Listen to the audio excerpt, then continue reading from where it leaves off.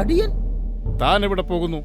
അങ്ങയുടെ ഉച്ചാമൃതത്തിനുള്ള തയ്യാറെടുപ്പിലാണ്. അല്പം വിറകു തേടി പോകുന്നു. ഇതാ ഈ റേഡിയോ അടുപ്പിലിട്ടേക്ക്. അയ്യോ, എന്തിനാണ് പ്രഭു ഇത് കത്തിക്കുന്നത്? ചുമ്മാ കത്തിച്ചേക്ക്. രാജകൊട്ടാരമാകുമ്പോ എന്തെങ്കിലും കുറച്ച് തോന്നിവാസമൊക്കെ വേണ്ടേടോ. ആ പ്രഭു, ഒരു കാര്യം മറന്നു. അങ്ങയെ മുഖം കാണിക്കാൻ രണ്ടുപേർ വെളിയിൽ കാത്തു നിൽക്കുന്നു. ഞാൻ അങ്ങോട്ട് പോയി അവരെ കാണണോ അതോ? വേണ്ട, അവരെങ്ങോട്ട് വിളിക്കാം. ഹായ്, അത് ലാഭായല്ലോ.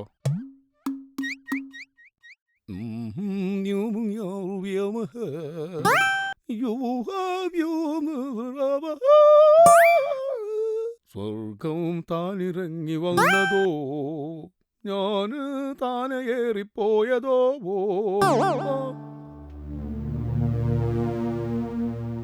കിണ്ണാകൃതിക്കാട് വാഴും വീരശൂര രാജരാജസിംഹൻ നീണാൽ വാഴട്ടെ. ആരാത്? ഞാനാണ് പ്രഭു, പോലീസ് മിനിസ്റ്റർ KK ഷിക്കി. ഓ, ഷിക്കിയോ? വരൂ വരൂ. പ്രഭു, ടൈഗർ പോലീസും അദ്ദേഹത്തിന്റെ കൂട്ടാളിയും വന്നിട്ടുണ്ട്. അവരെത്തിയോ? വരണം വരണം, ഞാൻ നിങ്ങളെ കാത്തിരിക്കുകയായിരുന്നു. പ്രഭു, എന്തിനാണാവോ ഞങ്ങളെ വിളിപ്പിച്ചത്? കിണ്ണാകൃതിക്കാട്ടിലെ ഉണ്ണിവൈദ്യരെ രക്ഷിച്ച മിടുക്കന്മാരെ ഒന്ന് നേരിൽ കാണാൻ വേണ്ടി തന്നെയാ വിളിപ്പിച്ചത്. പ്രഭു, വീരശൂര പരാക്രമികളായ 2 പോരാളികളാണിവർ. അതെ അതെ, അല്ലെങ്കിൽ ഉണ്ണിവൈദ്യർ കാലപുരിക്കെത്തുമായിരുന്നല്ലോ. ആട്ടെ, എങ്ങനെയാ നിങ്ങൾ വൈദ്യരെ രക്ഷിച്ചത്? സ്കോട്ട്ലൻഡിൽ നിന്നും ഉക്രൈനിൽ നിന്നും എനിക്ക് ലഭിച്ചിട്ടുള്ള പ്രത്യേക പരിശീലനമാണ് കൊടും ക്രിമിനലായ ആ കിഡ്നാപ്പറുടെ കയ്യിൽ നിന്നും വൈദ്യരെ രക്ഷിക്കാൻ എന്നെ സഹായിച്ചത്. ഓഹോ,